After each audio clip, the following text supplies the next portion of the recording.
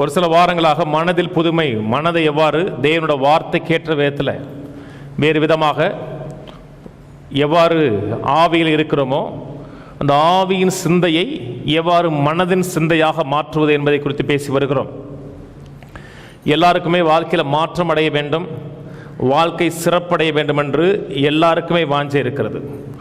ஆனால் அநேக மக்கள் மாற்றம் அடையுமா, அவரோட வாழ்க்கையை சிறப்பாக்க முடியுமா என்று மக்கள் யோசிக்கிறார்கள். அநேக மக்கள் அது கடினமானது என்று நினைக்கிறார்கள். வாழ்க்கையை மாற்றவே முடியாது, வாழ்க்கையில் ஒரு விமோச்சனமே ஏற்படுவது கடினம் என்று நினைக்கிறார்கள். அநேக மக்கள் மாற்றம் வருவதே கஷ்டம் என்று நினைக்கிறார்கள். ஆனால் பொதுவாக கொஞ்சம் அறிவு இருக்கிற மக்கள் மாற வேண்டும் என்று விரும்புகிறார்கள். வியாதியாக இருக்கிற மனிதன் சுகமாக வாழ வேண்டும் என்று விரும்புகிறான். தரித்திரத்தில் வாழுகிற மனிதன் ஆரோக்கியமாக வாழ வேண்டும் என்று விரும்புகிறான். எல்லாருமே ஏதோ ஒரு பகுதியில் மாற்ற வேணும், மறுரூபம் வேண்டும் என்று விரும்புகிறார்கள். ஆனால் அந்த மாற்றமும் மறுரூபமும், ஒரு விசுவாசியை குறித்து நான் பேசுகிறேன், ஒரு மாற்றமும் மறுரூபமும் வெளியிருந்து உள்ளே வருவது கிடையாது, உள்ளே இருந்து வெளியே போகிறது. உள்ளே ஆவியில் தேவன் என்னெல்லாம் ஏற்படுத்தி வைத்திருக்கிறாரோ அந்த ஆவியில் ஏற்படுத்தி வைத்திருக்கிற காரியங்கள் எண்ணமாக மாறும் பொழுது எண்ணத்துக்கு ஏற்ற விதத்தில் அவன் வாழ்க்கை மாற்றம் அடைகிறது, மறுரூபம் அடைகிறது. இன்னைக்கு அநேகருடைய வாழ்க்கையில் தேவன் பெரிய காரியங்களை, மகத்துவமான காரியங்களை செய்ய விரும்புகிறார். தேவனே சொல்லுகிறார், தம்மில் அன்புகூர்களுக்கு ஆயத்தம் பண்ணியிருக்கவில்லை, கண் காணவில்லை, காது கேட்கவில்லை, மனிதனுடைய இருதயத்தில் தோன்றவில்லை. இன்னொரு இடத்துல சங்கீதக்காரன் சொல்லுகிறான், அவருக்கு பயந்தவர்களுக்கு, மனுபுத்தலுக்கு முன்பாக அவரை நம்பியிருக்கிறவர்களுக்கு அவர் உண்டு பண்ணி வைத்திருக்கிறவைகள் எவ்வளவு பெரிதாக இருக்குன்னு சொல்லுகிறான். தேவன் ஏராளமான காரியங்களை, எண்ணிக்கடங்காத காரியங்களை தேவன் நமக்கு ஆயத்தம் பண்ணி வைத்திருக்கிறார். இந்த ஆயத்தம் பண்ணி வைத்திருக்கிற காரியங்கள் ஏன் நம்முடைய வாழ்க்கையில் அது பங்காக மாறவில்லை என்றால், நம்முடைய எண்ணங்களும் சிந்தைகளும் அற்பமான எண்ணமாக, அற்பமான சிந்தையாக இருக்கிறது. எண்ணம் என்னைக்கு தேவனுடைய எண்ணங்களுக்கு, தேவனுடைய சிந்தைக்கு ஏற்ற விதத்தில் மாற ஆரம்பிக்கிறதோ அன்னைக்கு தான் வாழ்க்கை மாற ஆரம்பிக்கும்.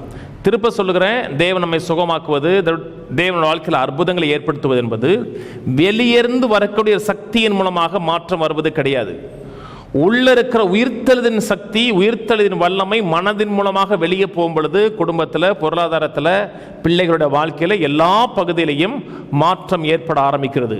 வேதம் சொல்லுகிறது, நீதிமொழி 23:7 ஒரு மனிதனுடைய இருதயத்தின் நினைவு எப்படியோ அவன் அப்படித்தான் இருக்கிறான். ஒரு மனிதனுடைய நினைவு எப்படியோ அப்படித்தான் இருக்கானே தவிர அவன் நினைவுகளுக்கு மேலாக, எண்ணங்களுக்கு மேலாக அவன் வாழ்க்கையில் மாற்றம் வரப்போவதே கிடையாது. ஒரு வாழ்க்கையில் மாற்றம் விரும்புகிறீங்க, பொருளாதாரத்தில் மாற்றம் வர வேண்டும், சுகமாக வேண்டும், ஏராளம் தாராளம் இருக்க வேண்டும், கடன் பிரச்சனை எல்லாம் தீர வேண்டும். அதுக்கு நான் டெய்லி உங்கள் தலையில் வச்சு ஜெபம் பண்ணுறதுனால மாற்றம் வராது. நீங்கள் வார வாரம் வரலாம், பாஸ்டர் தலையில் கையை வச்சு ஜெபம் பண்ணுங்கன்னு சொல்லலாம், நான் பண்ணுறேன். எண்ணெய் வச்சு ஜெபம் பண்ணுங்க, எண்ணெயை கொட்டி கூட ஜெபம் பண்ணுறேன், அந்த ஜபாயிலேயே அப்படியே கொட்டி கூட ஜெபம் பண்ணுறேன், அதனால மாற்றம் வராது. அப்படி மாற்றம் வருகிறது தலையில் கை வச்சு ஜெபிக்கிறதுனாலையும் எண்ணெய் ஊற்றி ஜெபிக்கிறதுனாலேயே மாற்றம் வருது என்றால் எல்லாருடைய வாழ்க்கையில் நிறைவும் பரிபூர்ணமும் சம்பூர்ணம் இருக்கும். தேவனுடைய ஆவிக்குரிய கோட்பாடு என்ன சொல்லுகிறது என்றால், ஒரு மனிதனுடைய நினைவு எப்படியோ அப்படித்தான் இருக்கிறான். உள்ள இருக்கிற நினைவுகள், ஜெபம் பண்ணும் போதே என்ன சொல்லுகிறோம், உங்களுக்குள்ள தேவனுடைய நினைவுகளை புகுத்துக்கிறோம். சில நேரத்தில், இயலாத நேரத்தில், பலவீனமான நேரத்தில் தேவன் அற்புதங்கள் செய்கிறார், அதிசயம் செய்கிறார். ஆனால் ஒரு ஆவிக்குரிய வாழ்க்கை தொடர்ந்து எப்படி ரன் பண்ண வேண்டும் என்றால், எங்களுக்கோ கிறிஸ்துவின் சிந்தை உண்டாயிருக்குன்னு சொல்றாரு பார்த்தீங்களா, அப்படி கிறிஸ்துவின் சிந்தை உண்டாயிருக்கும் பொழுது கிறிஸ்துவை போல இந்த உலகத்தில் நிறைவாக சம்பூர்ணமாக வாழ முடியும். ரோமர் 8:6 சொல்லுகிறார், மாம்ச சிந்தை மரணம், ஆவியின் சிந்தையோ ஜீவனும் சமாதானமும். ஆவியின் சிந்தையோ ஜீவனும் சமாதானமும். ஆவிக்குரிய சிந்தை, தேவனை போல சிந்திக்கிறேன், தேவனுடைய எண்ணங்களால் என் எண்ணங்கள் ஆட்கொள்ளப்பட்டிருக்கிறது என்றால் அது எனக்கு ஜீவனாக இருக்கும், சமாதானமாக இருக்கும். வாழ்க்கை நிறைவாக இல்லை, வாழ்க்கை முழுவதும் பிரச்சனையாக இருக்கிறது, வாழ்க்கையில் எந்த நல்வாழ்வும் எந்த பகுதியிலும் இல்லைன்னா மனது முழுவதும் உலகத்தின் நினைவுகளாலும் உலகத்தின் சிந்தைகளாலும் நிறைந்திருக்குன்னு அர்த்தம். நல்லா கவனிங்க, வருகிற அத்தனை பிரச்சனைக்கு மனதில் தான் வருதுன்னு சொல்லலை. ஏன்னா தீமை நிறைந்த உலகத்தில் இருக்கிறோம், பிசாசின் எண்ணங்களால் ஆட்கொள்ளப்பட்டு பிசாசுடைய செய்களை செய்கிற மக்கள் மத்தியில் வாழுகிறோம். சில எதிர்ப்புகள் வருது, எதிர்மறையான காரியங்கள் தேவனுக்கென்று வாழுகிறதுனால வருது. ஆனால் எல்லாமே மனதிலிருந்து வரலை. ஆனால் உங்கள் வாழ்க்கை தொடர்ந்து பின்னோக்கியே போய்கொண்டிருக்கிறது. உங்கள் வாழ்க்கையில் முன்னேற்றமே இல்லை, நிறைவே இல்லை, நல்வாழ்வே இல்லை, எல்லா பகுதியிலையும் குறைவும் தாழ்ச்சியும் தான் இருக்கிறது என்றால் உங்கள் எண்ணங்கள் தேவனுடைய எண்ணங்களால் ஆட்கொள்ளப்படவில்லை என்று அர்த்தம். நான் உங்களை பிளேம் பண்ணலை, உங்கள் எண்ணங்களை சரி செய்யுங்கன்னு சொல்கிறேன். உங்கள் தோட்டத்துக்கு வரேன், தோட்டம் வச்சுருக்கீங்கன்னு வச்சுங்க. தக்காளி செடி இருக்குது, வெண்டிக்காய் செடி இருக்குது, கத்திரிக்காய் செடி இருக்கிறது, அழகழகான பூக்கள்லாம் இருக்குது. நடுவில் ஒரு விச செடியும் ஒரு 5-6 செடி இருக்குது. ஏன் எதுக்கு நட்டுருக்கீங்கன்னு கேட்டேன். ஐயோ நான் நடலங்க, யாரையும் தெரியாமல் நட்டு போயிட்டாங்க, விதையை தூக்கி போட்டாங்கன்னு சொல்கிறீங்க. நீங்கள் நட்டாலும் யாரோ தூக்கி போட்டாலும் அந்த தோட்டம் உங்கள் தோட்டம். ஒன்று நீங்கள் நட்டிருக்கணும், அல்லது யாரே ஒருவர் நடுவதற்கு நீங்கள் அனுமதி கொடுத்திருக்கணும். இல்லை என்றால் அந்த தோட்டத்தை நீங்கள் சரியாக பராமரிக்காமல் இருக்க வேண்டும். யாரே நட்டு வளர்ந்ததுக்கு அப்புறமும் அதை பிடுங்கி வெளியே போடாமல் அதை வளர்றதுக்கு நீங்கள் விட்டுருக்கீங்கன்னா பொறுப்பாளி யார்? அந்த தோட்டக்காரர் தான் பொறுப்பாளி. இது இயற்கை விதி. அதே போல் ஆவிக்குரிய விதி என்பதும் என்ன எண்ணங்கள் இருக்கிறதோ, என்ன எண்ணங்களால் நம்முடைய மனதும் எண்ணங்களும் ஆட்கொள்ளப்படுகிறதோ அதுக்கேற்ற விதத்தில் தான் வாழ்க்கை இருக்கும். அதனால தான் வேதம் சொல்லுகிறது, ஒரு மனிதனுடைய இருதயத்தின் நினைவு எப்படியோ அப்படித்தான் இருக்கிறான். வாழ்க்கை மாறணுமா, சுகமாகணுமா, தீர்க்காயுசா இருக்கணுமா, குறைவில்லாமல் வாழணுமா, தொட்டதெல்லாம் தொலங்கணுமா? தொட்டதெல்லாம் தொலங்குன்னு சொல்லுது. அவன் செய்வது எல்லாம் வாய்க்கின்னு இருக்கு, தொட்டதெல்லாம் தொலங்கணும். எப்போ தொலங்கும் என்றால் அவனுடைய எண்ணங்களும் சிந்தைகளும் தேவனுடைய எண்ணங்கள் சிந்தைகளால் நிறைந்திருக்கும் பொழுது அவன் செய்கிற காரியங்கள் எல்லாம் வாய்க்க ஆரம்பிக்கிறது. அப்படித்தான் நீங்களும் நானும் இருக்க வேண்டும். அதுக்காக தான் தேவன் சொல்லி கொடுக்கிறார். 2 பேர் திருப்போம். இன்னைக்கு அநேக மக்கள் வாழ்க்கையில் பிரச்சனை வரும் பொழுது, காரியங்கள் எதிர்மறையாக போகும் பொழுது, அவங்க விரும்பாத விதத்தில் போகும் பொழுது அநேக மக்கள் பொறுப்பு எடுக்க மாட்டாங்க. எண்ணங்களை மாற்ற வேண்டும், என் சிந்தையை மாற்ற வேண்டும் என்று பொறுப்பு எடுக்க மாட்டாங்க. நான் கெட்டது அவனால் கெட்டேன், இவனால் கெட்டேன், இவங்க தான் என்னை கெடுத்துட்டாங்க, அவங்க தான் என்னை கெடுத்துட்டாங்க, அவங்களால தான் இப்படி ஆகிட்டேன், இவங்க சரியில்லை, அவங்க சரியில்லைம்பாங்க. உங்கள் மனதை நீங்கள் மற்றவர்கள் சிதைப்பதற்கு இடம் கொடுத்துட்டீங்க. உங்கள் வாழ்க்கை யாருமே கவனம் பண்ண முடியாதுங்க. உங்கள் வாழ்க்கை கவனம் பண்ணுவதற்கு, ஆளுவதற்கு உங்கள் மனசு யார்கிட்ட இருக்குன்னா உங்கள்கிட்ட தான் இருக்கிறது. அதனால் யாரையும் பலி போட வேண்டாம். அவங்க இவங்க பழி போடாமல் நான் என் எண்ணத்தை மாற்றுவதற்கு, என் எண்ணத்தை தேவனுடைய எண்ணத்துக்கு ஏற்ற விதத்தில் மாற்றுவதற்கு நான் ஒப்பு கொடுக்குறேன்னு நினச்சிங்கன்னாவே வெற்றி பெறுவதற்கு உங்களுக்கு சாத்தியக்கூறுகள் உண்டாகுதுன்னு அர்த்தம். 2 பேதுரு 1ஆம் அதிகாரம் 2ஆம் வசனம். தேவனையும் நம்முடைய கர்த்தராகிய இயேசுவையும் அறிகிற அறிவினாலே உங்களுக்கு கிருபையும் சமாதானமும் பெருக கடவது. தேவனையும் நம்முடைய கர்த்தராகிய இயேசுவையும் அறிகிற அறிவினாலே சமாதானம் பெருகணும். பெருக வேணாமா? தேவனுடைய கிருபைகள் உங்கள் வாழ்க்கையில் பரிபூர்ணமாக சம்பூர்ணமாக எல்லா பகுதியிலையும் விளங்கணும். இது எல்லாருக்குமே ஆசை இருக்கிறது. அது எப்படி பெறுகிறது என்றால் தேவனை அறிகிற அறிவினாலே பெறுகிறது. இந்த சமாதானம் வெளிப்பிரகாரமாக நடக்கக்கூடிய சம்பவங்கள் மூலமாக என் வாழ்க்கையில் சமாதானம் பெருகலை. எல்லாமே நல்லா நடக்கு, பிரச்சனையே இல்லை, யாரும் எந்த பிரச்சனையும் பண்ணாமல் இருக்கிறதுனால என் வாழ்க்கையில் சமாதானம் பெருகலை. என் வாழ்க்கையின் சமாதானம் என்பது வெளியே நடக்கிற சம்பவங்களை சார்ந்து கிடையாது. புயலின் மத்தியில் கூட, பிரச்சனையின் மத்தியில் கூட நான் சமாதானமாக வாழ முடியும். நான் பேசுகிறது தேவனுடைய மக்களை பற்றி, விசுவாசிகளை குறித்து. காற்றும் கடலும் கொந்தளிக்கும்போது கூட ஒரு விசுவாசி சமாதானமாக வாழ முடியும். அதனால தான் ஆண்டவர் சொன்னார், ஏன் உங்களுக்கு விசுவாசம் இல்லாமல் போயிட்டு என்றால் அத்தனையின் மத்தியிலையும் சமாதானத்தோடு அந்த பிரச்சனைகளை உங்களால் கட்டுப்பாட்டுக்களை வைக்க முடியும். தேவன் சொல்றாருங்க, நான் சொல்லலை. தேவன் சொல்றார் என்றால் அந்த கெப்பாசிட்டியை வச்சுட்டு தான் நம்ம இடத்துல எதிர்பார்க்கிறார். சமாதானம் வேண்டுமென்றால் நான் ஜெபிக்கிறதுனாலையோ இல்லை உலகத்தில் இருக்க எல்லாரும் உங்களை பார்த்து பரிந்து பேசுகிறதுனாலே உங்களுக்கு சமாதானம் வருவது கிடையாது. வேதம் அப்படி சொல்லலை. தேவனையும் கர்த்தராகிய இயேசு கிறிஸ்துவை அறிகிற அறிவினாலே கிருபையும் சமாதானம் உங்கள் வாழ்க்கையில பெறுகிறது. சமாதானம் வெளியிருந்து உள்ள வரல. நல்ல இயற்கை சூழ்நிலைக்கு போறோம், பிரச்சனையே இல்லை, கையில காசு இருக்கு, பணம் இருக்கு, சண்டை சச்சரவே இல்லை, அதனால மனது சமாதானமா இருக்குன்னு சொல்லலை. வெளியே எவ்வளவு காரியங்கள் நடந்தாலும் தேவன் யார், கிறிஸ்து யார், அவங்க என்ன செஞ்சிருக்காங்க அறிவு பெருகிறது என்றால் சமாதானம் பெருக ஆரம்பிச்சிடும். கீழே வாசிப்போம் 3ஆம் வசனம். தம்முடைய மகிமையினாலும் காருண்யத்தினாலும் நம்மை அழைத்தவரை அறிகிற அறிவினாலே ஜீவனுக்கும் தேவ பக்திக்கு வேண்டி யாவற்றையும் அவருடைய திவ்ய வல்லமையானது நமக்கு தந்திருந்தது மன்றி. அவருடைய திவ்ய வல்லமை, அவருடைய தெய்வீக வல்லமை நமக்கு எல்லாவற்றையும் தந்திருக்கிறது. என்னென்ன தந்திருக்கிறது?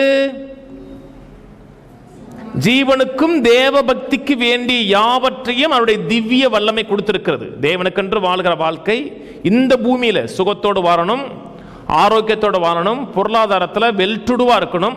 இவை எல்லாம் அவருடைய திவ்ய வல்லமை நமக்கு ஏற்கனவே கொடுத்திருக்கிறது. இது எப்படி நம்ம வாழ்க்கையின் பங்காக மாறுகிறது?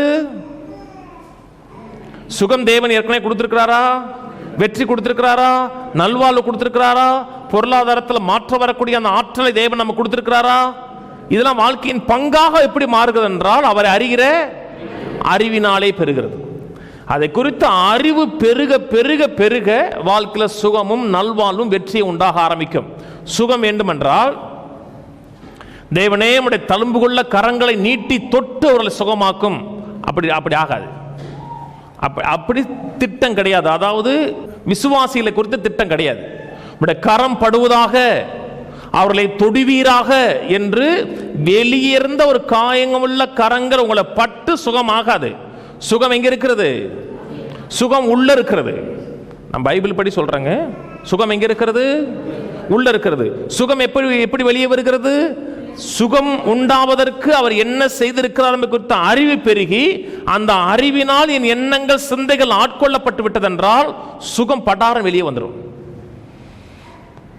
ஜீவனுக்கும் என்றால் அந்த பூமியில சக்சஸா வாழக்கூடிய எல்லா காரியங்களையும் எப்படி வெளியே வருகிறது?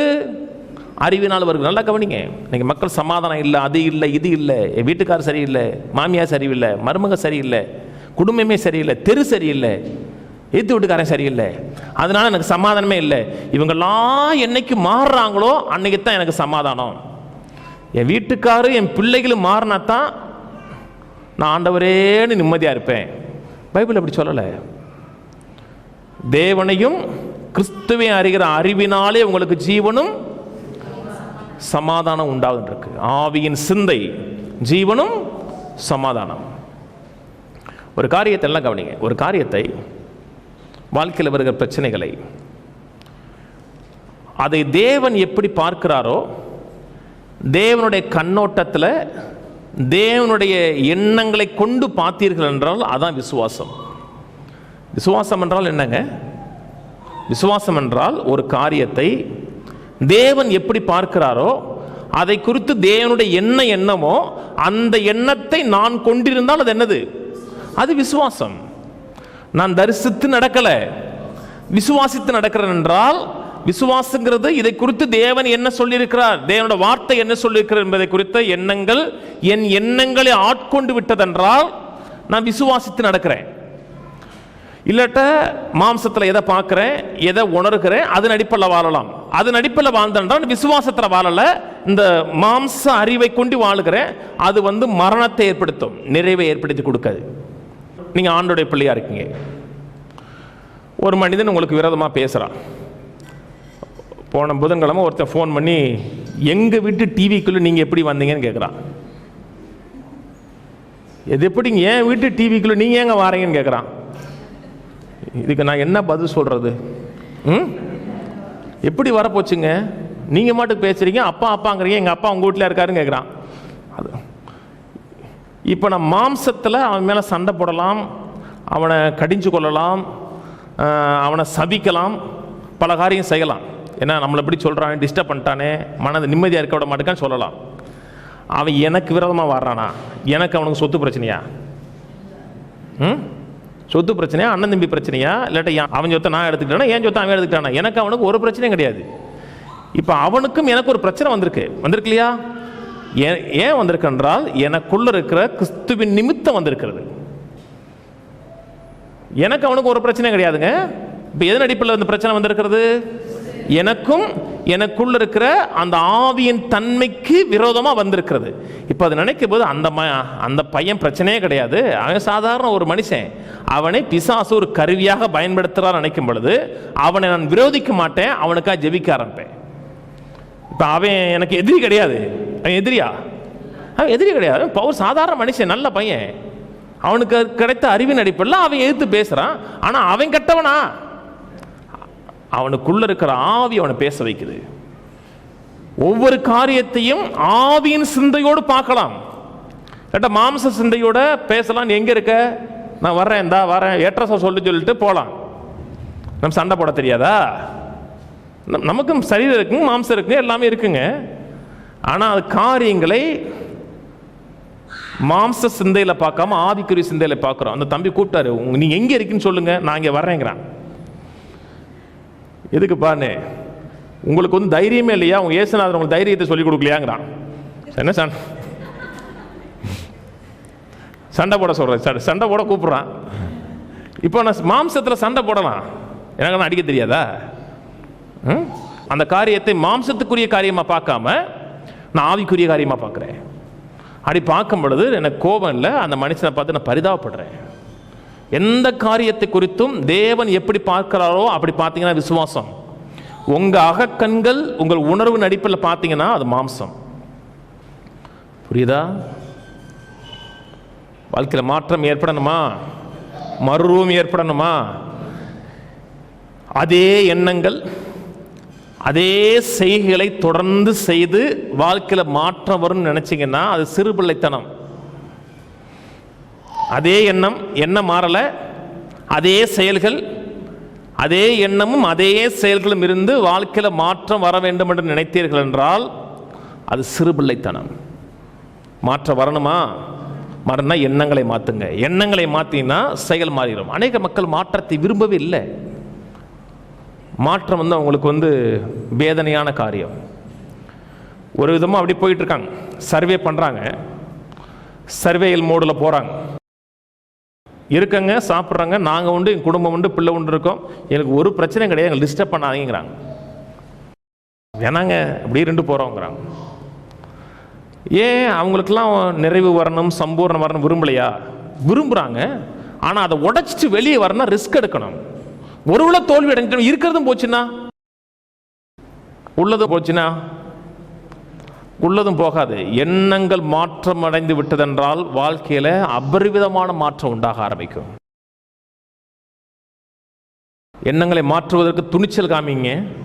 என்னுடைய எண்ணங்களை தேவனுடைய எண்ணங்களால் மாற்றவே நினைத்தீர்கள் என்றால் வாழ்க்கை தானாக மாற ஆரம்பிச்சிடும். 2 ராஜாக்கள் 7 சம்பவம் தெரியும். பெரிய பஞ்சம் தேசத்தில் இருக்கிறது. பஞ்சம் உச்ச கட்டத்தில் நிற்குது. 6ஆம் அதிகாரத்தில் பார்த்தீங்கன்னா பஞ்சம் அந்த அளவுக்கு இருக்கிறபடினாலே பெத்த பிள்ளைய சமைச்சு சாப்பிட்டாங்க. 2 பேர் சாப்பிட்றதுக்கு ஒன்றுமே இல்லை. முதல் நாள் உன் பிள்ளைய கொடுன்னு சொல்லி சமைச்சு தின்ட்டாங்க. அடுத்த நாள் இவ பிள்ளைய சமைச்சு சாப்பிடணும், இவ பிள்ளைய ஒழிச்சு வச்சிட்டா. உன் பிள்ளைய கொடுன்னா பிள்ளைய காணோம். உடனே ராஜாட்ட வந்து கம்ப்ளைண்ட் வருது, நேற்று இவ பிள்ளைய சாப்பிட்டோம், இன்னைக்கு இவ பிள்ளைய சாப்பிட கொடுக்க மாட்டேக்கான்னா அவன் சட்டையை கிழிக்கிறான். கிழிச்சிட்டு இந்த நிலை எப்படி வந்துச்சுன்னு கேட்குறான். எல்லாம் தீர்க்கதரிசினால தான் வந்துச்சு அப்படின்னு தீர்க்கதரிசி மேலே கோவம் வருது அவனுக்கு. பஞ்ச உச்ச கட்டத்தில் இருக்க கழுத தலை காஸ்ட்லியாக விற்குது. பணக்காரனுக்கு தான் கழுத தலையே கிடைக்குது. மாடி யார் சாப்பிட்டான்னு தெரியல, ராஜா சாப்பிட்டானான்னு தெரியல. ஏன்னா கழுத தலை தான் அது சொல்லுது, கழுத தலையே காஸ்ட்லிக்கு விற்குது. சாதாரண மக்கள் அந்த பறவைகளுடைய எச்சம் இருக்குது பார்த்தீங்களா, அதை விற்கிறான். எங்கேயோ போய் பறக்கிட்டு வந்து அதை விற்கிறான். அதுவும் காஸ்ட்லியாக விற்குது. சாப்பாட்டுக்கு வழி இல்லை. 4 குஷ்டரோகிகள் ஊருக்கு வெளியே உட்காந்துருக்கான். ஊருக்கு உள்ளே இருக்கிறவன் சோறு போட்டால் தான் அவனுக்கு சோறு கிடைக்கும். அவன் மேலேருந்து சாப்பாட்டை உருட்டி விடுவாங்க. நம்ம பக்கத்தில் பார்க்கக்கூடாது, 10 அடி தூரத்தை தள்ளி தான் நிற்கணும். அவனுக்கே சோறு இல்லாத போது அவனாலேயே பெத்த பிள்ளையை சாப்பிட்ற நிலையில் இருக்கும்போது 4 குஷ்டரோகிகளுக்கு சோறு போட மாட்டாங்க. இவன் 4 பேருக்கும் மரணம் ரொம்ப துரிதமாக இருக்கு. வியாதி, தரித்திரம், வெளியே போனால் எதிரி இருக்கான், சீரிய படை வெளியே பாளையம் இறங்கி இருக்கிறது. அவன் 4 பேர் ஒரு காரியம் பேசுகிறான். இப்படியே இருந்து சாகிறதுக்கு பதிலாக ஒன்று செய்வோமேன்னு கேட்குறான். ஒரு எண்ணம் வருதுங்க, ரொம்ப பேருக்கு அந்த எண்ணம் வரவே இல்லை. ஏன் இப்படியே இருப்பானே, இப்படி இருந்து செத்து போறப்பலாக ஒரு காரியத்தை செய்வோமே என்று துணிந்து ஒரு எண்ணம் வந்ததுக்கு அப்புறம் செயல்படுக்கிறான். செயல் தானா வராது, எண்ணத்தின் விளைவாதான் செயல் வருகிறது. அங்கே போறான், போகிறதுக்குள்ளாக அவனுக்குள்ள ஒரு எண்ணத்தை உருவாக்குற கர்த்தர். அவன் என்ன நினைக்கிறான்னா, எதிரியுடைய படை எகிப்தியரை கூலி விரித்து வருகிறது என்று அவன் இருக்கிறதெல்லாம் போட்டுட்டு ஓடி போயிட்டான். டோட்டலாக போட்டு ஓடி போயிட்டு போகும்போது பார்த்தீங்கன்னா பட்டியோடு பசியோடு போனவனுக்கு கோடிக்கணக்கான செல்வங்கள் அப்படி காத்து குவித்து கிடக்கு. எப்படி வந்துச்சு? 4 பேர் தன் எண்ணங்களை மாய்த்து செயல்பட்டான். எண்ணங்கள் மாறாத வரை வாழ்க்கையில் மாற்றம் வரும் என்று எதிர்பார்க்கவே முடியாது. மாற்றம் வரணுமா, மறுரூபமாகணுமா, எண்ணங்களை தேவனுக்கேற்ற எண்ணங்களாக மாற்றுங்க. எப்படி மாற்றுவது? என் எண்ணங்களை எப்படி மறுரூபப்படுத்துவது, என் எண்ணங்களை தேவனுக்கேற்ற எண்ணமாக எப்படி மாற்றுவது என்றால், வேதம் முழுவதும் பார்த்தீர்கள் என்றால் ஒரு மனிதனுடைய வாழ்க்கையில் வெற்றியை, நிறைவை, நல்வாழ்வை கொண்டு வருவதற்கு தேவன் சொல்லுகிற ஒரே ஒரு காரியம், என்னுடைய வார்த்தையை இரவும் பகலும் தியானிங்கிறார். அது யாராக இருந்தாலும் சரிதான். யாராக இருந்தாலும் தேவன் சொல்லும் பொழுது இதையே சிந்தித்து கொண்டிருந்து அப்போஸ்தலனாகிய பவுல் தீமோத்தேயுவை பார்த்து சொல்லுகிறார். சங்கீதம் 1 சொல்லுகிறது, கர்த்தருடைய வார்த்தை இரவும் பகலும் தியானம் பண்ணு, அப்பொழுது வழியை வாய்க்க பண்ணுவாய், புத்திமானாய் நடந்து கொள்வாய் இருக்கிறது. வாழ்க்கையில் நிறைவு உண்டாக வேண்டும், வெற்றி உண்டாக வேண்டும், வாழ்க்கை மாற வேண்டும் என்றால் நீங்க தேவன்கிட்ட போய், ஆண்டவரே என் வாழ்க்கை மாறணும்னு நினைச்சீங்கன்னா கர்த்தருடைய வார்த்தை இரவும் பகலும் தியானம் பண்ணும்பார். பொருளாதாரம் மாறணும், குடும்ப பிரச்சனை மாறணும், வியாதி மாறணும்னா சதா வியாதியை குறித்தும் பிரச்சனையை குறித்தும், திருந்தாத கணவனை குறித்தும் திருந்தாத பிள்ளையை குறித்து சிந்திக்காத. அதை குறித்து நான் என்ன சொல்லியிருக்கிறேன் என்பதை சிந்திச்சு என்றால் என்ன சிந்திக்கிறீர்களோ அதற்கேற்ற வாழ்க்கை மாறிடும். மனைவி சரியில்லையா, அவள் சரியில்லை, அவள் திருந்தவே மாட்டா, என் மனைவி வீட்டோறும் கனிதரும் திராட்சை செடியை போல் இருப்பான், அப்படியே சிந்திங்க. வெளியிருந்து மாற்றம் உள்ள வராது, உள்ள இருந்து மாற்றம் வெளியே வரும். பிள்ளை சரியில்லைங்க, அடங்காத பிள்ளையா இருக்காங்க, என் பிள்ளைகள்லாம் கர்த்தரால் போதிக்கப்பட்டிருப்பாருன்னு சிந்திங்க. ஒரு எண்ணங்கள் கிறிஸ்துவின் சிந்தைகளாக ஆட்கொள்ளப்பட்டவற்றென்றால் ஒரு மனிதனுடைய இருதயத்தின் நினைவு எப்படியோ அப்படியே. யோசுவா போவோம். யோசுவா 1 சம்பவம் தெரியும். மோசே மரித்து விட்டார். மோசே பெரிய லீடர், 30 லட்சம் மக்களை பலத்த கரத்தை கொண்டு தேவனுடைய அனுகூலம் ஒத்தாசை கொண்டு வெளியே கொண்டு வந்துட்டார். அவர் மரித்ததுக்கப்புறம் யோசுவா தலைமைத்துவம் எடுக்கிறார். மக்கள் உங்களை ஏற்றுக்கொள்வதுங்கிறது எடுத்தோடனே ஏற்றுக்க மாட்டாங்க. தலைமைத்துவங்கிறது சாதாரண காரியம் கிடையாதுங்க. உங்களை ஏற்றுக்கிட்டா தான் நீங்கள் பேசுகிறத ஏற்றுக்குவாங்க. இந்த காலையில் கூட ஒரு போதகர்கிட்ட தான் சொன்னேன், முதல்ல உங்கள் மக்கள் உங்களை ஏற்றுக்கொள்ள வைங்க. உங்களை ஏற்றுக்கொண்டார்கள் என்றால் அப்புறம் நீங்கள் பேசுகிற வார்த்தையை ஏற்றுக்குவாங்க. உங்களே ஏற்றுக்கலைன்னா நீங்கள் பேசுகிற வார்த்தையை ஏற்றுக்க முடியாது இல்லையா? 30 லட்சம் மக்களுக்கு லீடராக மாறுறாரு. மோசேவே வந்து பாருன்னு சொன்னவங்க அவங்க சாதாரண நாட்கள் கிடையாது. மோசே வந்து பாரியா அப்படி பேச நாட்கள். இவங்களுக்கு அடுத்த தலைவர் யோசுவா. ஆண்டவர் சொல்கிறாரு, உன் கால் மிதிக்கும் தேசமெல்லாம் உனக்கு கொடுக்குறேன், நான் மோசையோடு இருந்தது போல உன்னோட இருப்பேன், உன் இருதயம் கலங்க வேணாம், திகையாதே, கலங்காதே, நான் உங்களோட இருக்கேங்கிறாரு. இப்போ சக்ஸஸ் ஆகணும், இது பதில் கிடையாது. கலங்காதே திகையாதே அப்படின்னு சொல்கிறது பதில் மட்டும் கிடையாது. இது அவருடைய பார்ட். நான் கூட இருக்கிறேன், கலங்க வேணாம், திகை வேணாம், போகிற இடமெல்லாம் உன் கூட இருந்து வெற்றியை ஏற்படுத்தி கொடுக்குற வரை கூட இருப்பேன், அதுக்கப்புறமும் கூட இருப்பேன். அது ஏன் பார்ட்டு? உங்கள் பார்ட் என்ன? உங்கள் பார்ட்டை நீ ஒன்றும் செய்ய வேணாம், கம்முன்னு படுத்து கிடங்க, ஆண்டவரே எல்லாம் செஞ்சிருவார் இருங்க. நீங்கள் ஒன்றுமே செய்யாதீங்க, பேசாமல் இருங்க, ஆண்டவர் பார்த்துக்குவார். பேசாமல் இருங்க, என்ன நடக்குன்னு பாருங்க. மனதில் கவலைப்பட வேண்டாம், சிந்திக்க வேண்டாம், அந்த விதத்தில் ஒன்றும் செய்ய வேண்டாம், என்ன செய்ய வேண்டும் என்று கர்த்தர் சொல்லுகிறார். யோசுவா எடுப்போம். யோசுவா 1:7. என் தாசனாகி மோசே உனக்கு கற்பித்த நியாயப்பிரமாணத்தின்படியெல்லாம் செய்ய கவனமாயிருக்க மாத்திரம் மிகவும் பலன் கொண்டு. எதுக்கு பலன் கொண்டு திடமானதாயிரு? அந்த வார்த்தையின்படி செய்ய கவனமாயிருக்க மாத்திரம் பலன் கொண்டு திடமானதாயிரு. நீ போகும் இடமெல்லாம் புத்திமானாய் நடந்து கொள்ளும்படி அதை விட்டு வலது இடதுபுறம் விலகாதிருப்பாயாக. இந்த நியாயப்பிரமாண புஸ்தகம் வாயை விட்டு பிரியாதிருப்பதாக. நல்லா கவனிங்க. இது யோசுவாட்ட சொல்லுகிற. யோசுவாட்ட சொல்லப்படும் போது அவருக்கு இருந்த புத்தகம் 5 புத்தகம் மாத்திரம்தான். யோசுவாட்ட சொல்லும் பொழுது அவங்க கையில் இருந்தது வெறும் அந்த 5 புத்தகம் மட்டும்தான். இன்னைக்கு நம்மகிட்ட 5 புத்தகங்கள்ல 66 புத்தகம் இருக்கு. அவனுக்கு 5 புத்தகம் இருந்தபடினாலே இந்த நியாயப்பிரமாண புத்தகம் சொன்னார். நான் சொன்னது விளங்குச்சுங்களா? அதுக்கடுத்து நீங்கள் எப்போ பார்த்தாலும் நீங்கள் யோசுவாட்ட சொன்னார், நீங்கள் எப்போ பார்த்தா வெற்றி பெறணுமா, நீங்கள் 10 கற்பனை கைக்கொள்ளணும், அதை சொல்லலை. அவனுக்கு அன்னைக்கு இருந்தது என்னது? 5 புத்தகம். காப்பரிச்சு வருது. போர்ஷனை ஃபுல்லாக படிங்கன்னா அட்டல்ல உங்களுக்கு எவ்வளோ கையில் சொல்லி கொடுத்தாங்களோ அவ்வளவுதான். அன்னைக்கு இருந்தது எவ்வளவு?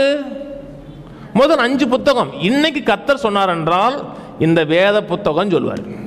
இப்போ நியாயப்பிரமாண புத்தகம் சொல்ல மாட்டார். இப்போ சொல்லும் பொழுது இந்த வேத புத்தகம், இந்த நியாயப்பிரமாண புஸ்தகம் வாயை விட்டு பிரியாதிருப்பதாக. இது எழுதியிருக்கிறபடியெல்லாம் நீ செய்ய கவனமாய் இருக்கும்படி இரவும் பகலும் அதை தியானித்துக் கொண்டிருப்பாயாக. அப்பொழுது உன் வழியை வாக்கிய பண்ணுவாய், அப்பொழுது புத்திமானாயும் நடந்து கொள்வாய். தமிழ்ல வழியை வாக்கிய பண்ணுவாய், புத்திமானாய் நடந்து கொள்வாய்ன்னு போட்டிருக்கு. ஆங்கில பைபிள்ல then you will have a good success and prosperity. வெற்றி பெறணுமா? வெற்றி பெறணும்லங்க. வெற்றி பெறணும். நல்ல வெற்றியும் நல்ல செழிப்பு இருக்கணும். வாழ்க்கையின் எல்லா பகுதியும் வெற்றியா இருக்கணும். குடும்பம் நல்லா இருக்கணும், பிள்ளைகள் நல்லா இருக்கணும், பொருளாதாரம் நல்லா இருக்கணும், செய்கிற காரியங்கள் வாய்க்க வேண்டும், தொழில் நாளுக்கு நாள் சிறப்படைந்து வர வர வர விரித்தடைந்து மகா பெரியவனாகணும், நாளுக்கு நாள் வளர்த்தியடைந்து மகா பெரியவனாகணும். இதுதான் நமக்கு தேவ சித்தம். ஆக வேணாமா? சிறப்படைஞ்சுக்கிட்டே இருக்கணும். அதிகமாக பிரகாசிக்கும் சூரிய பிரகாசம் போல இருக்கணும். வாழ்க்கை நாளுக்கு நாள் பிரைட் ஆகிட்டே இருக்கணும். இதுதான் தேவ சித்தம். இது எப்படி வருகிறது என்றால், இந்த புத்தகம் வாயை விட்டு பிரியாதிருப்பதாக இது எழுதியிருக்கிறபடி எல்லாம் இரவும் பகலும் தியானித்துக் கொண்டிருப்பாயாகண்டார். பின்னாடி இருக்கிறதுக்கு எல்லாருக்குமே வேணும். பின்னாடி சொல்றாருலங்க, உன் வழியை வாய்க்க பண்ணுவாய், புத்திமானாய் வெற்றியுள்ளனாய் இருப்பாங்கிறார் இல்லையா? புத்தி வந்தாவே வெற்றி வந்துருங்க. அதனால தமிழ்ல புத்தின்னு போட்டிருக்கு, ஆங்கில வெற்றின்னு போட்டிருக்கு. ரொம்ப பேருக்கு ஏன் வெற்றி வரல?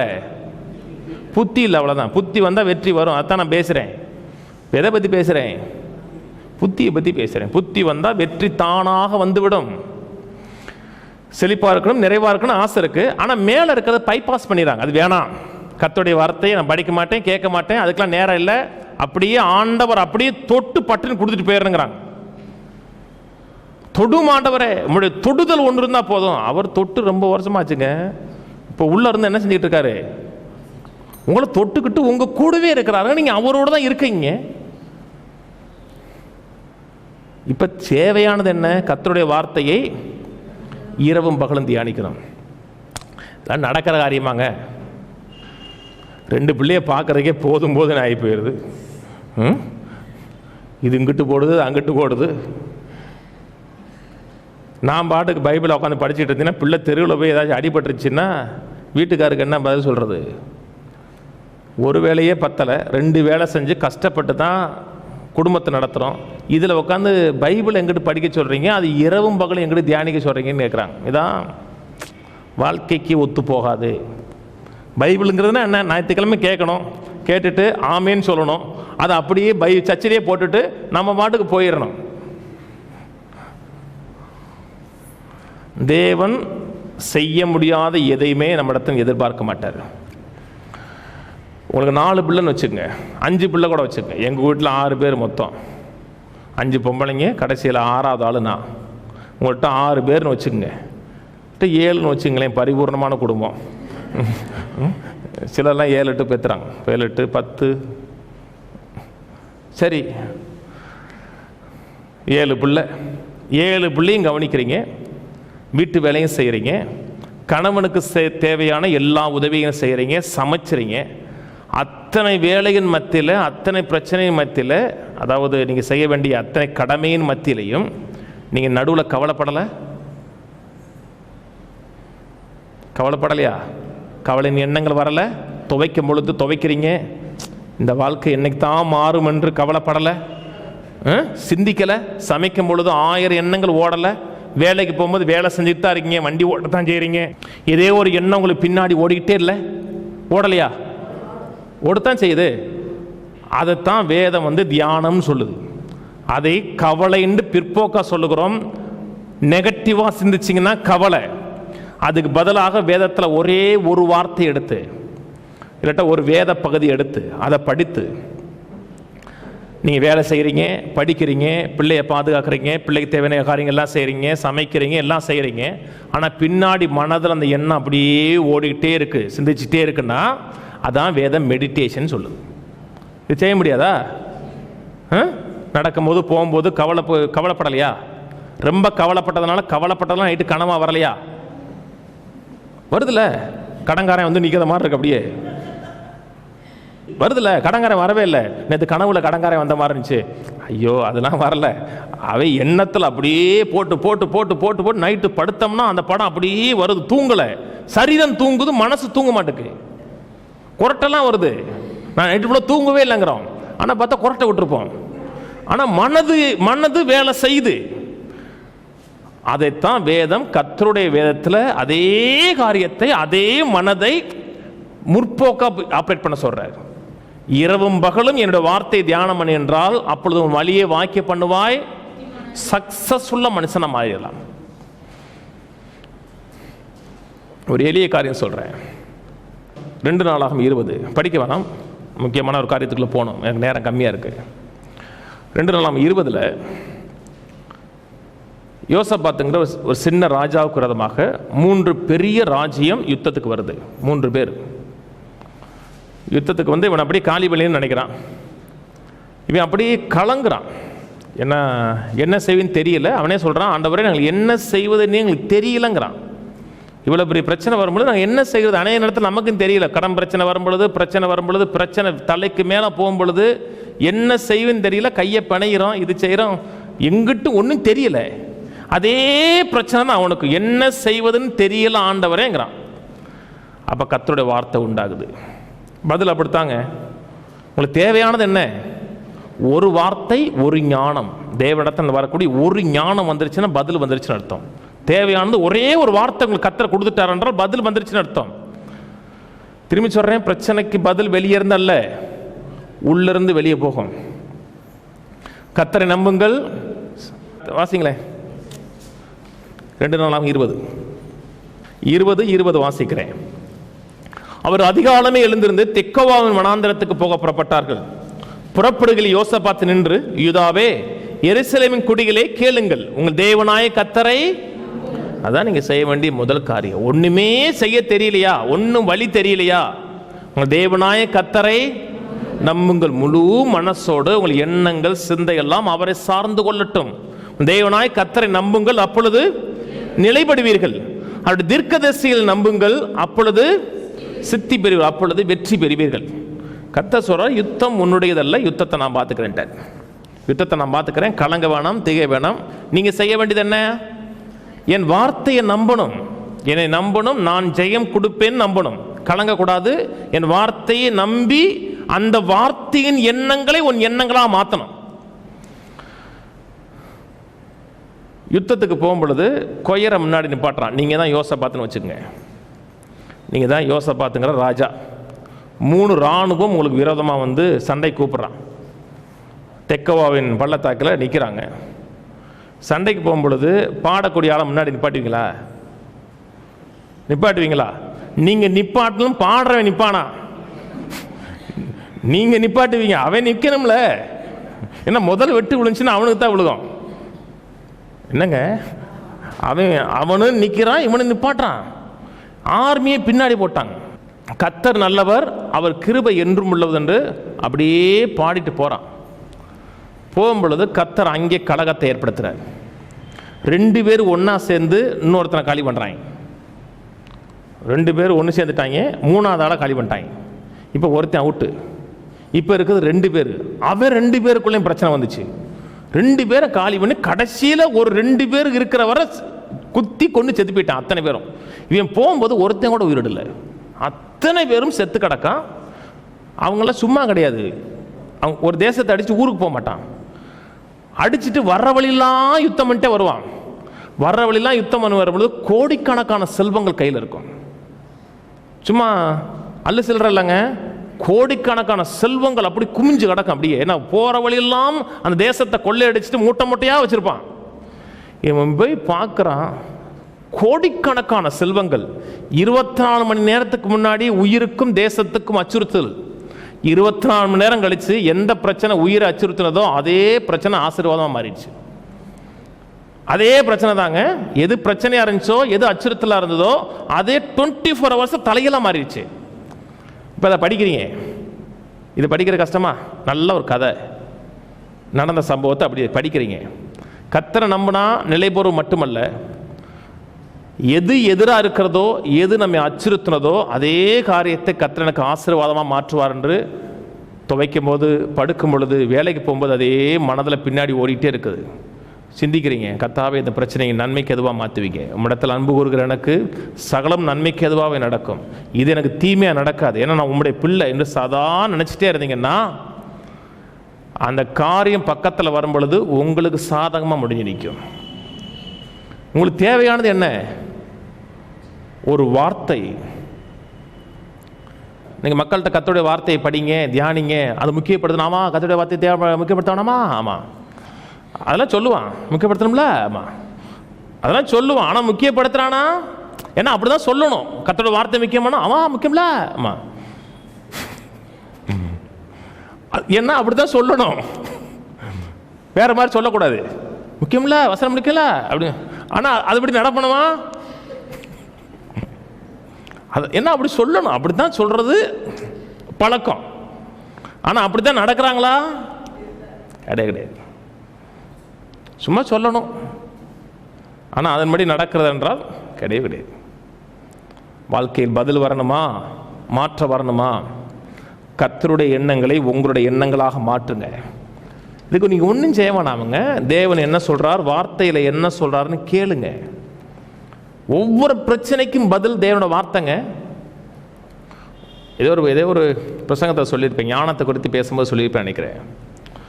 ஒரு மனிதன் படிக்காத மனுஷன். அந்த மனுஷனுடைய கம்பெனியில் தான் முதல்ல இவர் பில்லி கிரகம்னா வேலை பார்த்துருக்கிறார்.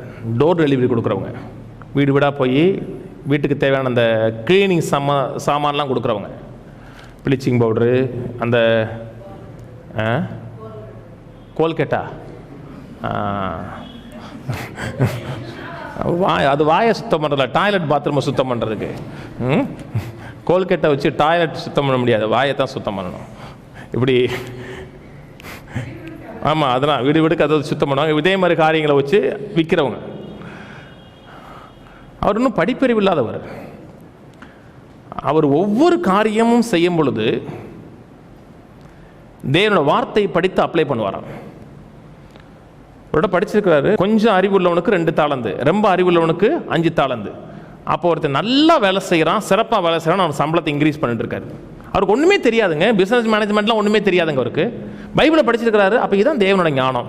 அப்போ நல்லா வேலை செய்கிறவனுக்கு, திறமை உள்ளவனுக்கு 5 தாளந்து, சும்மா வேலை செய்யாமல் ஓப்பி அடிக்கிறவனுக்கு 2 தாளந்து 1 தாளந்து. அப்படி ஃபிக்ஸ்டு இன்கமே கிடையாது. நல்லா வேலை செஞ்சால் இன்க்ரிமெண்ட் கொடுத்துருவேன். ஞானத்தை எங்கேருந்து எடுத்தாங்க? வார்த்தையில். உங்கள் வாழ்க்கைக்கு என்ன வேணுமோ வார்த்தைங்கிற ஞானத்துக்கு போங்க. நீதிமொழிகள் புத்தகம் 1ஆம் அதிகாரம் படித்து பாருங்க. இதை படித்து அவன் புத்தி அடையும்படியாக இதெல்லாம் சொல்லப்பட்டிருக்குன்னு இருக்கு. வாழ்க்கையில் முதல்ல என்ன? கர்த்தரோட வார்த்தை, அந்த வார்த்தையை சிந்திக்கக்கூடிய ஒரு மனசு. நான் ஊழியத்துக்கு வந்தேன் இல்லையா? ஊழியத்துக்கு எப்படி வந்தேன்? வானத்தில் மகனே அப்படின்னு சத்தம் கிடைச்சா? ஒன்றும் கேட்கல. மகனே நான் அழைக்கிறேன், ஒரு எக்கோ வாய்ஸில் ஒன்றும் கேட்கல. பைபிள் படிக்கும்போது ஒரு நாள் ஆண்டவர் பேசுகிறான், உன் தாயின் கற்பத்தில் இருக்கும் பொழுதே உன்னை பிரஜாதிகளுக்கு சுவிசேஷத்தை அறிவிக்கும்படியாக உன்னை அழைத்தேன்னு சொன்னார். அப்போ எனக்கு சுவிசேஷம்னா என்னன்னு கூட தெரியாது எனக்கு. இல்லைங்க, அது அப்போஸ்தலனாகிய பவுலுக்கு சொன்னார், அது எரேமியாட்ட சொன்னார், அவங்களுக்கும் சொன்னார், எனக்கும் சொன்னார். தேவனோட வார்த்தை ஜீவனுங்க. உங்கள் வாழ்க்கையின் எதை தேடுகிறீங்களோ, எந்த பதிலை நாடி போகிறீங்களோ, எங்கே இருக்கிறது பதில்? வார்த்தையில் இருக்கிறது. அதுக்கப்புறம் அந்த எண்ணெய் நான் ஆதிக்கம் செலுத்த ஆரம்பிச்சேன் அப்படியே. அப்புறம் தான் ஊழியத்துக்குள்ளே வந்தேன். வெற்றியாக இருக்கணுமா, நிறைவாக இருக்கணுமா, என் மகனே வார்த்தைகளை கவனி, வசனத்துக்கு செவியை சாய். கவனிக்கிறீங்களான்னு கேட்குறேன் இல்லையா? ஏன் கேட்குறேன்? என்ன சும்மா உட்காந்துட்டு என்னையவே பார்த்துட்டு இருக்கலாம் நீங்கள்.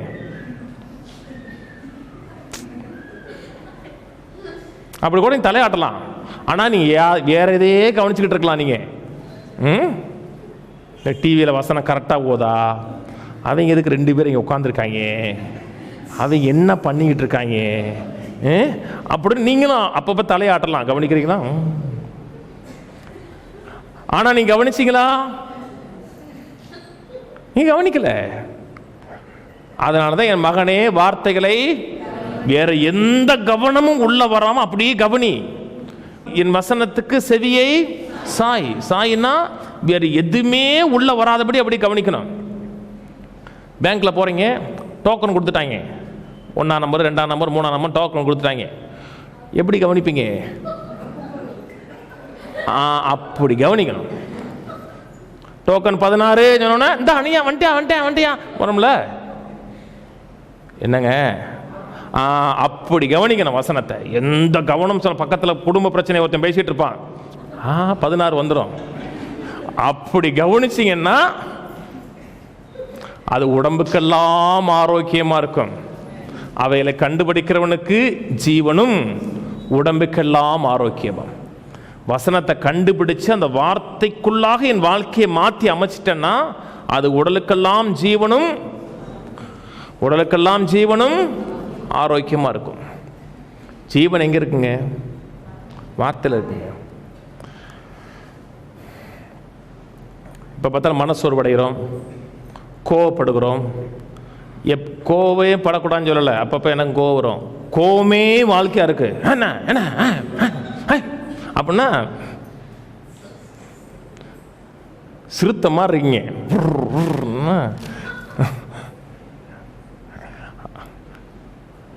ஜீவனில் சமாதானம் இல்லை. எப்போ பார்த்தாலும் சோர்வடைகிறீங்க, விரக்தி அடைகிறீங்க. அப்படி என்றால் ஆவியின் சிந்தை இல்லைன்னு அர்த்தம். ஆவியின் சிந்தை ஜீவனும் சமாதானமும். தேவன் என்ன சொல்லியிருக்கிறார்? ஆவியின் சிந்தைன்னா என்னங்க? நம்மளோட வார்த்தை ஆவியாயும் ஜீவனமாய் இருக்கிறது. ஆவிக்குரிய சிந்தைன்னா வார்த்தையின் சிந்தை இருந்துச்சுன்னா சமாதானம் இருக்கும், நிம்மதி இருக்கும், நிறைவு இருக்கும். ஒவ்வொரு காரியங்களையும் நம்ம பார்க்கக்கூடிய அந்த கண்ணோட்டமே வேற மாதிரி இருக்கும். அது ஜீவனும் சமாதானமும். அதே தான் ஏசாயா 26:3 சொல்லுகிறா, உண்மையை உறுதியாய் பற்றி கொண்ட மனதை உடையவன், உண்மையே உறுதியாய் பற்றி கொண்ட மனதை உடையவன் உண்மையே நம்பியிருக்கிறபடினால் பூர்ண சமாதானத்தோடு காத்துக்கொள்வீர். எண்ணங்கள் சிந்தையெல்லாம் தேவன் மேலும் தேவனோட வார்த்தையின் மேல் இருக்கிற என்றால் சமாதானம் நதியைப் போல வெளியே வரும். திருப்பி சொல்றேன், சமாதானம் வெளியிருந்து உள்ள வராது, உள்ள இருந்து வெளியே போகும். வெளியே இருக்கிற சம்பவங்களுக்கும் சமாதானத்துக்கு சம்பந்தம் கிடையாது. உள்ள இருக்க சமாதானம் சரியா இருந்தால் வெளியே இருக்கிற அத்தனையும் கொஞ்ச நாள்ல மாறிடும். வெளியே இருக்கிறது உள்ள மாத்தாது, உள்ள இருக்கிறது அத்தனையும் வெளியே இருக்கிற அத்தனையும் மாத்திரும். புரியுதா? பைபிளை படிங்க. ஆமாம் படிக்கிறோம்ல, டெய்லி படிக்கிறோம்ல. ஒரு வார்த்தை, ஒரு அதிகாரம் படிச்சு தானே வெளியே போவோம். படிச்சுட்டு வெளியே என்ன அதிகாரம் படிச்சுன்னு தெரியாது. படித்தேன் 1 கொரிந்தியர், ஆமாம் 1 கொரிந்தியர் 2 கொரிந்தியர் படித்தேன். என்ன சொன்னாங்க? ஒன்றும் எது படித்தாச்சுங்க. எத்தனை அதெல்லாம் தெரியாது, படிச்சுட்டேன். எதை பற்றி பேசினார் அதெல்லாம் தெரியாதுங்க எனக்கு, படித்தாச்சு. அதெல்லாம் கடமை. அப்படி கூட படிங்க. முதல்ல ஒன்றுமே தெரியாட்ட கூட படிங்க, தப்பு கிடையாதுங்க. முதல்ல அப்படி தான் ஸ்டார்ட் பண்ணணும். ஆனால் போக போக போக அது என்ன தான் சொல்ல வருதுங்கிறத கொஞ்சமாச்சு புரிஞ்சுக்குங்க. புரிஞ்சுக்கிட்டிங்கன்னா மைண்டில் ஆளுகை செலுத்த ஆரம்பிச்சிடும். மாறணுமா, மாற்றம் வரணுமா, மெய்யான மாற்றத்தை எதிர்பார்க்குறீங்களா? எத்தனை பேர் மாற்றம் அடைய முடியும் என்றால் அத்தனை பேரும் மாற்றம் அடைய முடியும். பாரபட்சமே கிடையாதுங்க. ஊழியக்காரர் தான் மாற்றம் அடையும், வரம்பற்றவர்கள் தான் மாற முடியும். அத்தனை பேரும் மாற்றம் அடைய முடியும். 2 கொரிந்தியர் போவோம். 2 கொரிந்தியர் 3. 2 கொரிந்தியர் 3 2 விதமான ஊழியத்தை குறித்து பேசுகிறார். புதிய ஏற்பாட்டு ஊழியம், பழைய ஏற்பாட்டு ஊழியம். மோசையுடைய நியாயப்பிரமாணத்தின் ஊழியம், கிறிஸ்துவுடைய கிருபையின் ஊழியம். அந்த நியாயப்பிரமாணத்தின் ஊழியத்திலே ஒரு மகிமை இருந்தது. நியாயப்பிரமாணம் எது கொடுக்கப்பட்டது என்றால் மக்களோட வாழ்க்கையில் ஒரு மாற்றத்தை ஏற்படுத்துவதற்காக தான். அதாவது மாம்ச கிரியைகளை நம்பி அல்ல, கிறிஸ்துவை நம்பி தான் வாழணும், ஒரு மாற்றம் வருவதற்காக தான் கொடுக்கப்பட்டுச்சு. நியாயப்பிரமாணம் சும்மா கொடுக்கப்படலைங்க, சும்மா வச்சுக்க அப்படின்னு சொல்லலை. அவன்றது தேவன் ஒரு மாற்றத்தை எதிர்பார்த்தார், ஆவிக்குரிய மாற்றத்தை எதிர்பார்த்தார். நியாயப்பிரமாணம் அவனை கிறிஸ்துவுக்கு நேராக நடத்துகிற உபாத்தியனா இருக்கிறது. அதுல ஒரு மகிமை இருந்துச்சா, ஒரு மாற்றம் இருந்துச்சாங்க. பயப்பட்டான், கடவுளுக்கு பயந்து எதுவுமே சப்பு தப்பு செய்யலை.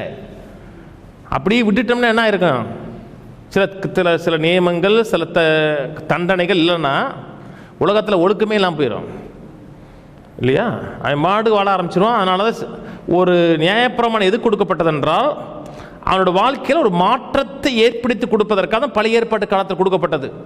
அது வெளிப்பிரகாரமான மாற்றம். நான் சொல்றதை விளங்குச்சுன்னா, வெளியே அவன் செய்கிற செயல்கள் மாற்றம்.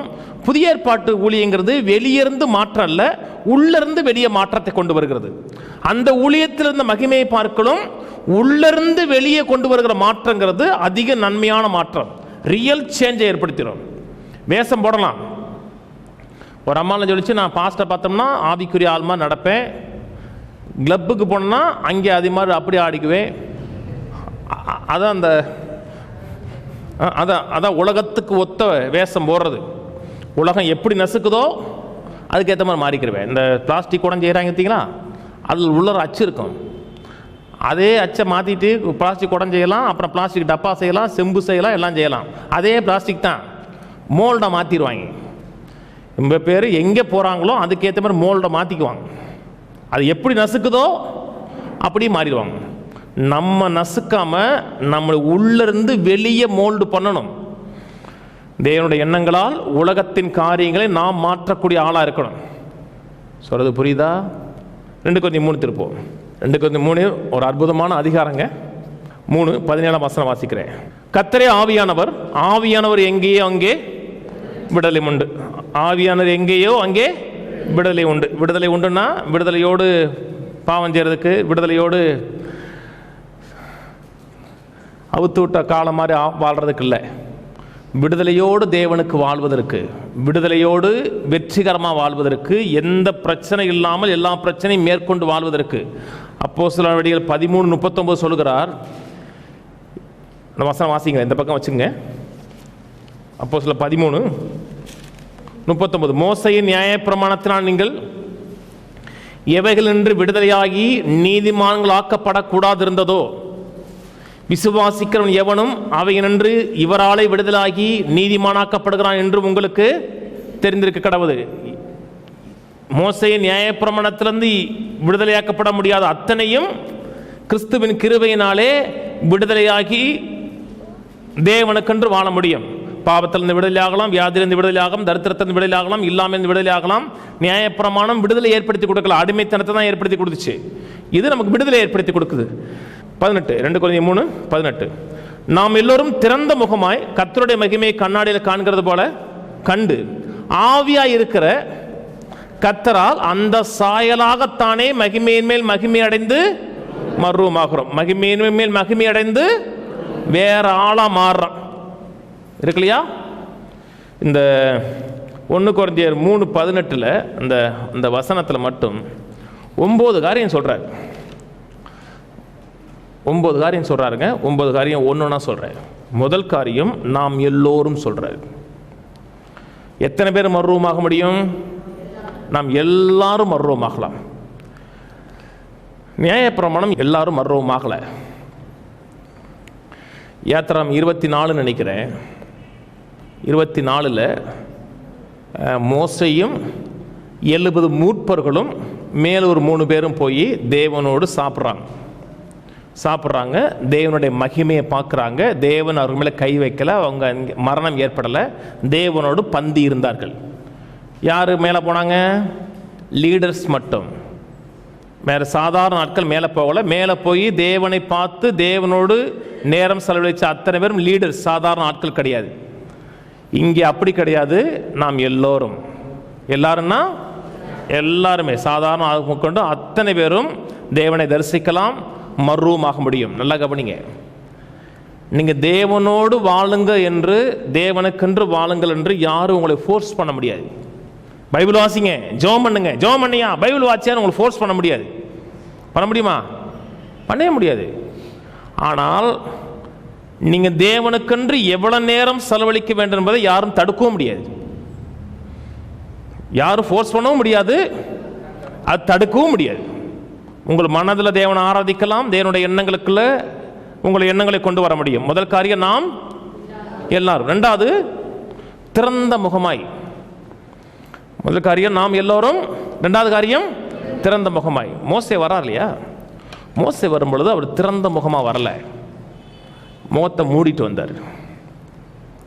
இப்போ முகத்தை மூடிட்டு போல திறந்த முகமாக போகிறோம். கவனிங்க, மோசே மேலே போனார், தேவனுடைய மகிமையை பார்த்தார். தேவனுடைய ஃபுல் நேச்சரை அவங்க பார்க்கல. அதாவது தேவனுடைய பரிசுத்தத்தையும் பார்த்தார், பாவத்தை கண்டிக்கக்கூடிய சுபாவத்தையும் பார்த்தார், பாவத்துக்கு ஆக்கினை தீர்ப்பு கொடுக்கிற ஒரு சுபாவத்தையும் பார்த்தார். ஆனால் அதான் தேவனா? தேவன் அன்பாகவே இருக்கிறார், அதான் தேவனோட நேச்சர். அதுக்காகத்தான் குமாரனை கொடுக்கிறார். தேவனுடைய ஆக்கினை தீர்ப்பு கொடுக்கிற சுபாவத்தையும் பார்த்தாரு, தேவனுடைய பரிசுத்தம், பாவத்தை பட்சிக்கிற பரிசுத்தையும் பார்த்தாரு. எந்த சுபாவத்தை பார்க்குறீங்களோ அது உங்கள் முகத்தில் தெரியும். தேவனை நீங்கள் எப்படி பார்க்குறீங்களோ அது உங்கள் முகத்தில் வெளியே காமிச்சிடும். அவன் தேவனுடைய பரிசுத்தையும் தேவன் பாவத்தை கண்டிக்கிறார் என்பதை பார்த்த முகத்தை பார்த்தவன் பயம்தான் வந்துச்சு. அவன் திகில் அடைஞ்சு ஓடிட்டான். நல்லா கவனிக்கிறீங்களா? நீங்கள் தேவனோடு நேரம் செலவழிக்கிறீங்கல்ல, அது தனிப்பட்டதாக செலவழிக்கிறீங்க. ஆனால் தனிப்பட்டதாக செலவழிக்கிறது நீங்கள் வெளியே போகும்போது உங்கள் முகத்தில் தெரிஞ்சிடும், எக்ஸ்போஸ் ஆயிரும். கட்டாயம் ஆயிருங்க. செய்யறது தனியா, ஆனால் திறந்த முகமாக எல்லாருக்குமே தெரிஞ்சிடும். அப்புறம் சொல்றார், நான் எல்லோரும் திறந்த முகமாய் கர்த்தருடைய மகிமையை கண்ணாடியில் காண்கிற போக்குறோம். முதல்ல என்ன சொல்றார்? நாம் எல்லோரும். ரெண்டாவது காரியம் திறந்த முகமாய் கர்த்தருடைய மகிமையை கண்ணாடியில் காண்கிறது போல கண்டு. மூணாவது காரியம் கண்டு. மோசே தொடர்ந்து அவர் பார்த்தார், ஆனால் அவர் தொடர்ந்து முகம் பிரகாசம் அடைஞ்சுன்னா கிடையாது. கர்த்தருடைய மகிமை அவர் வாழ்க்கை தொடர்ந்து இருந்துச்சு. எப்பயுமே முக்காடு போட்டிருந்தாரா? எப்பயுமே முக்காடு போடலை. ஆனால் நாம் ஒரு நாள் பார்க்கல, தொடர்ந்து தேவ மகிமையை கண்டு கண்டு கண்டு கண்டு கண்டு மறுரூபம் அடைஞ்சிட்டே வரோம். சிலலாம் என்ன சொல்கிறாங்க, அன்னைக்கெல்லாம் பார்த்தீங்கன்னா நான் எப்படி பைபிள் வாசிப்பேன் தெரியுமா, அன்னைக்கெல்லாம் பார்த்தீங்கன்னா நான் எப்படி ஆண்டவருக்காக வாழ்ந்தேன் தெரியுமா, அன்னைக்கெல்லாம் நான் எப்படி ஆராதிப்பேன் தெரியுமா. இப்போ சில பிரச்சனைகள், சில சவால்கள், இப்போ முன்ன மாதிரியா ஓட முடியுது, பிரச்சனையாக இருக்குன்னா நீங்கள் கண்டீங்க, தொடர்ந்து காணவில்லை. இது என்னைக்கே ஒரு நாள் வாழ்கிற வாழ்க்கை இல்லைங்க. தொடர்ந்து தேவனோட நல்ல பழக்கம், நல்ல உறவு. நான் சொன்னது கர்த்தருடைய மகிமையை அவன் கண்டான். நம்ம கர்த்தருடைய மகிமையை காண்கல, கண்டுகொண்டே கர்த்தருடைய மகிமையை காண்கிறது போல இருக்கு இல்லையா? காண்கிறது போலன்னா கண்டினியூஸா காண்கிறோம். நாலாவது காரியம் கர்த்தருடைய மகிமையை கர்த்தருடைய கண்ணாடியில் பார்க்கிறோம். எதை பார்க்கிறோம்? கர்த்தருடைய மகிமையை பார்க்கிறோம். கர்த்தருடைய மகிமைங்கிறது கர்த்தருடைய ரியல் நேச்சர். மோசே கேட்குறான், உன்னுடைய மகிமையை பார்க்கணுங்கிறான். அப்போ சொல்கிறா, என்னோட தயவெல்லாம் உனக்கு முன்பாக போகுன்னு சொல்கிறாரு. 34ஆம் அதிகாரத்தில் அவருடைய நேச்சரை அப்படியே வர்ணிக்கிறார். நான் கர்த்தர் இரக்கமும் மகா உருக்கமும் நீடி தயம் உள்ளவர்னு சொல்லிட்டு தன்னோட நேச்சரை காமிக்கிறார். நான் சொன்னது வழங்குச்சுங்களா? அதான் மகிமை. இப்போ தேவனுடைய ரியல் மகிமையை பார்க்கிறோம். மறுரூபம் அடையணுமா, மாற்றம் அடையணுமா, தேவன் யார் என்பதை குறித்த அறிவை தொடர்ந்து துல்லியமாக கேளுங்க. உங்க பாவத்தையே பார்க்கறதுனால மறுரூபம் அடைய முடியாது. நீங்க எவ்வளவு பாவம் செஞ்சிருக்கீங்க, எவ்வளவு அருகதையற்றவங்க, எவ்வளவு குறைவுள்ளவங்க, எப்படி பாவத்தை கண்டிப்பார், கர்த்தர் எப்படி பாவம் செஞ்சா அவன் பிள்ளையை எடுப்பார், உன் குடும்பத்தில் மரணத்தை கொண்டு வருவார் நினைச்சோம்னா நீங்க மகிமையை பார்க்கல. தேவனாதா? தேவன் அழிக்கிறவராங்க, கொல்றவராங்க, தவறு செஞ்சா மரணத்தை ஏற்படுத்துறவரா? அப்படி கேட்டீங்கன்னா கர்த்தருடைய மகிமையை பார்க்கல, வேற எதையே பார்க்குறீங்கன்னு அர்த்தம். கர்த்தருடைய மகிமையை பார்க்கணுமா? இயேசுவை பாருங்க. நன்மை செய்கிறவராய் சுற்றி தெரிந்தார் இருக்கு. யோவான் 1ஆம் அதிகாரம் 14ஆம் வசனம் சொல்லுகிறது, அது கர்த்தருக்கு ஏற்ற மகிமையாவே இருந்துருக்கு. அந்த வார்த்தை மாம்சமாகி கிருபையினாலும் சத்தியத்தினாலும் நிறைந்தவராய் நமக்குள்ளே வாசம் செய்தார். அது பிதாவுக்கு ஏற்ற அதே நேச்சரா இருந்துச்சு. ஏசு எத்தனை பேர் வியாதியாக்குனாரு? எத்தனை பேர் வியாதிப்படுத்தினாரு? எத்தனை பேர் கொன்னாரு? அவர் எப்படிப்பட்டவர்னு பார்க்க பார்க்க பார்க்க பார்க்க அந்த சாயலாவே மாறுவீங்க. உள்ள பார்க்கிறோம், வெளியே மாறுறோம். சொன்னது விளங்குச்சுங்களா? எபிரேயர் 1:3 சொல்கிறது, கடைசி காலத்தில் குமாரன் மூலமாக தன்னை வெளிப்படுத்தினார். கொலோசியர் சொல்லுகிறது அவருடைய தன்மையின் தற்சுரூபமா இருக்கிறார். தேவன் யார்? இயேசுவை பாருங்க. அந்த மகிமை நேச்சரை பார்க்க பார்க்க பார்க்க அந்த சாயலாவே மாற்றம் அடைவோம்.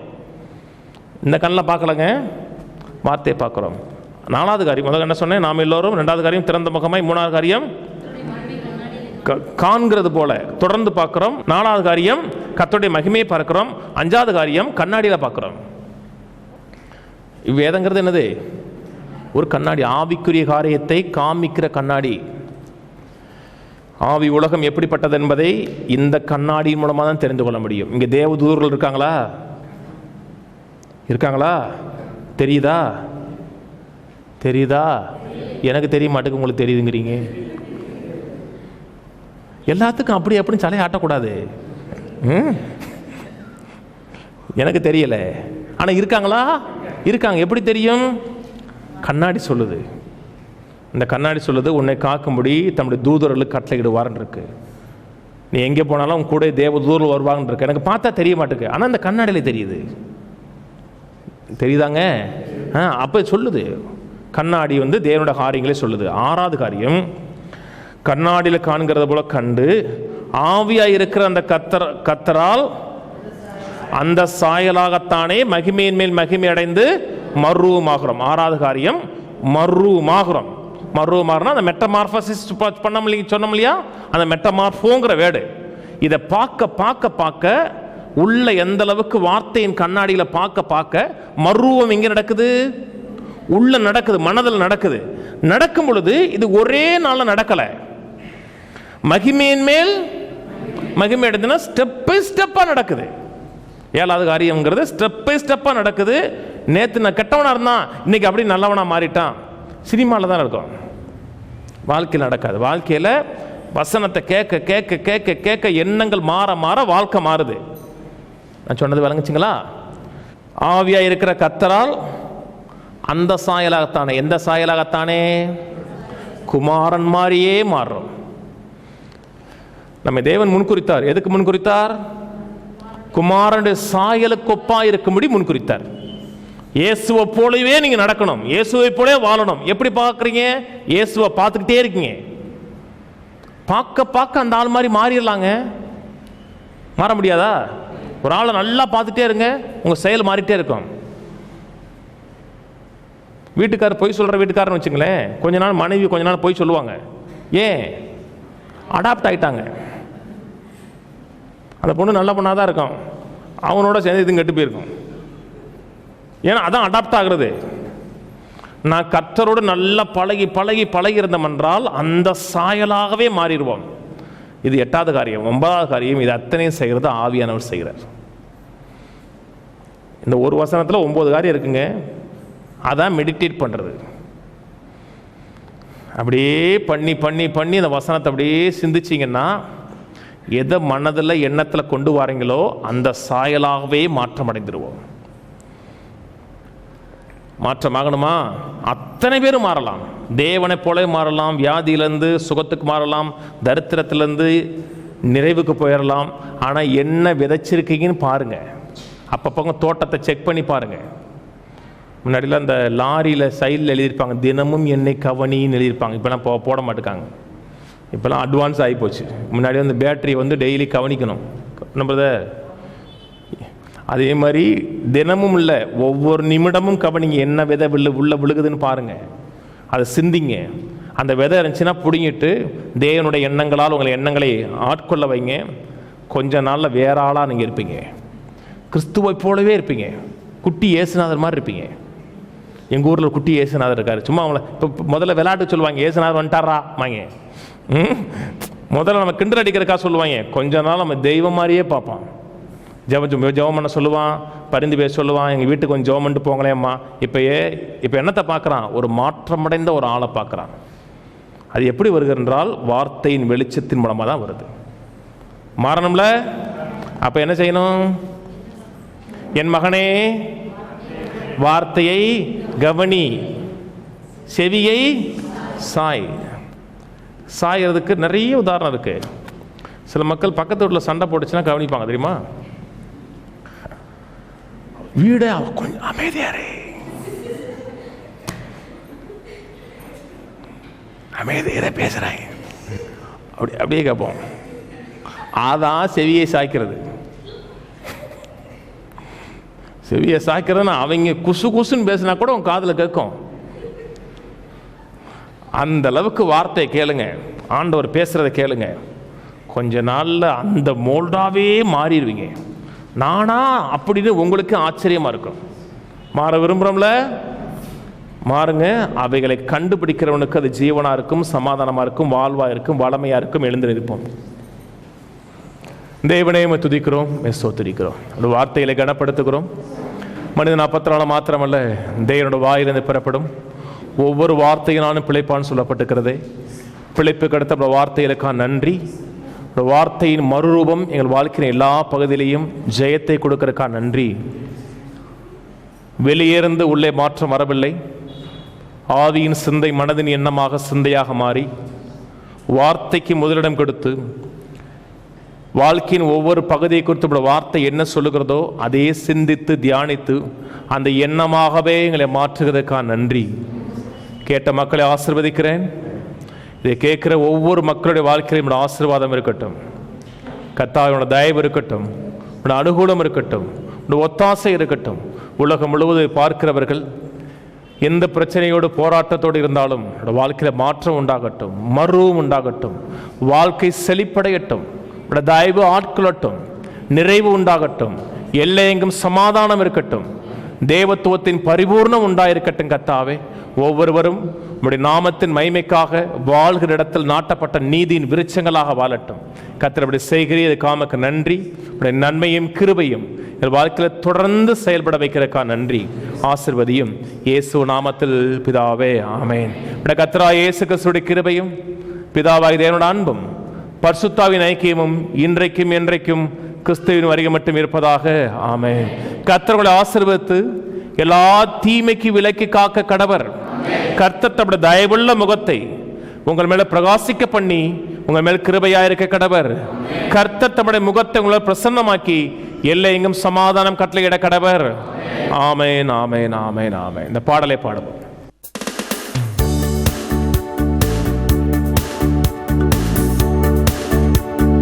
ஜெயம் கர்த்தரால் வருமே, எனக்கு ஜெயம் கர்த்தரால் வருமே, ஜெயம் கர்த்தரால் வருமே, எனக்கு ஜெயம் கர்த்தரால் வருமே. ஆசீர்வதிக்கப்படுவே, நான் ஆசீர்வாதமாயிருப்பே. ஆசீர்வதிக்கப்படுவே, நான் ஆசீர்வாதமாயிருப்பே. வசனம் கை கொள்வேன், எனக்கு நிச்சயம் பலனுண்டு. வசனம் கை கொள்வேன், எனக்கு நிச்சயம் பலனுண்டு. தேவ விசுவாசம் எனக்குள்ளே, நான் வெட்கப்பட்டு போவதில்லை. தேவ விசுவாசம் எனக்குள்ளே, நான் வெட்கப்பட்டு போவதில்லை. ஜெயம் கர்த்தரால் வருமே, எனக்கு ஜெயம் கர்த்தரால் வருமே, ஜெயம் கர்த்தரால் வருமே.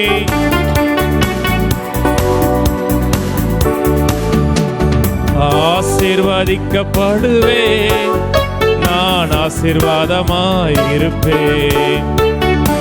ஆசீர்வதிக்கப்படுவே, நான் ஆசீர்வாதமாயிருப்பேன்.